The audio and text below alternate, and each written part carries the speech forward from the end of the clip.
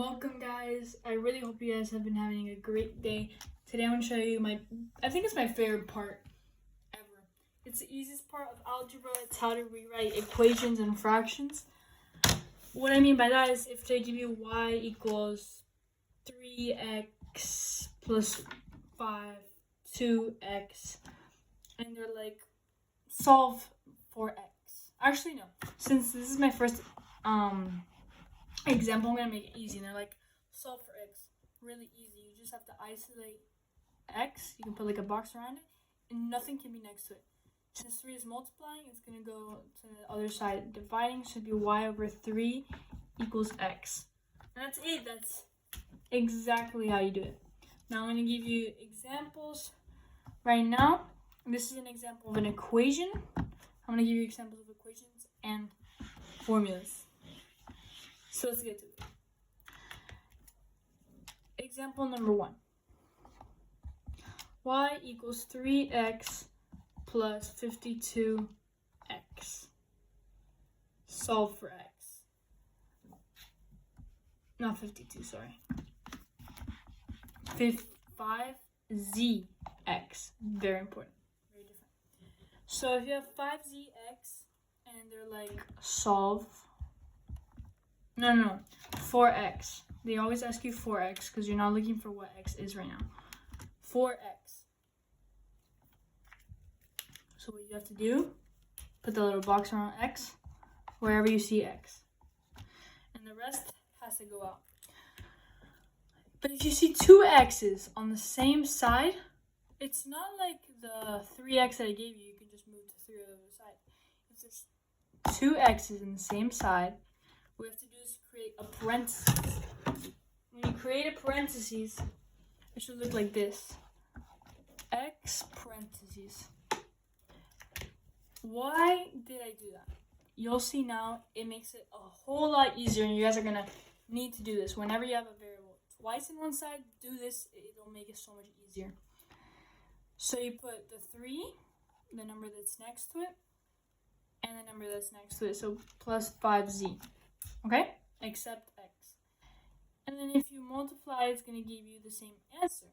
But now, since none of these have x in them, you can move it to the other side. And it would be y over 3 plus 5z equals x. And that's it. That's all you have to do. You don't have to solve for it, you just have to isolate it. And that's it. Now, that was an equation. Now I'm going to show you a formula, and then I'll give you guys a little quiz, and that's it. Quick, short, and easy. If you guys have this formula of volume, which is LH, volume of a rectangular prism, W, and they say 4W. What do you have to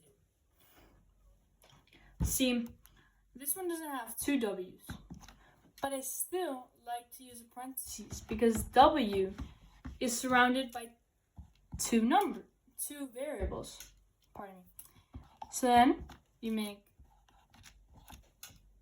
a parentheses, and you put both of those variables, L plus H. Because, oh wow, that L came out really bad. Because in the end, if you do W times L and W times H, it's going to be the same thing. Okay guys, so now for the formula one, what we have to do is see, is there two W's? No. So there's no need to do parentheses. But there are two variables. So when two variables are stuck to each other, you can just do this. It makes it a lot more simple. You divide them. V over LH. Because both of them are multiplying. And that would be your answer. Answer.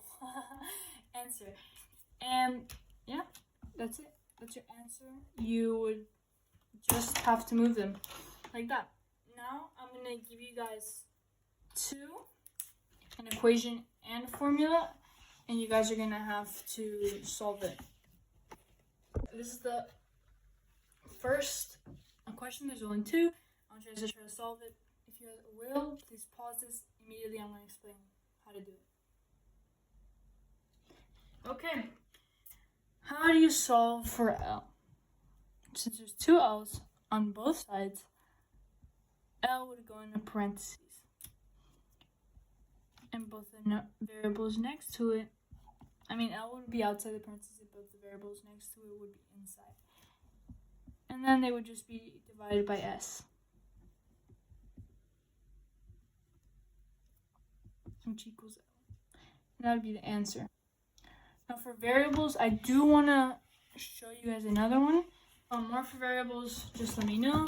Now we're going to number 2, equations. This is going to be a little bit harder for you guys because it does have some variables in it. So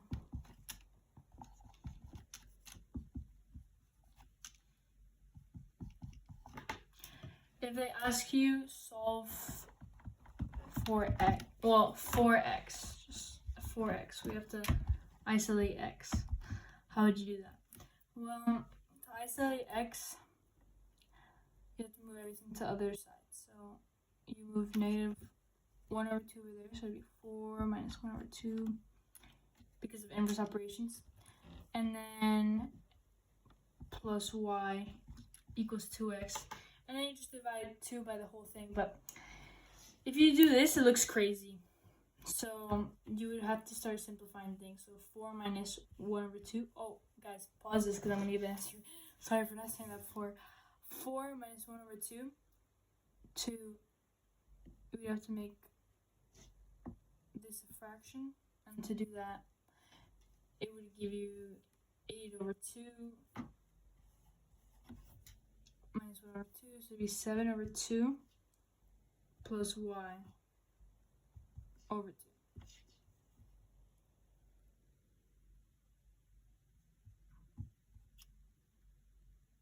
That's how you guys would do it.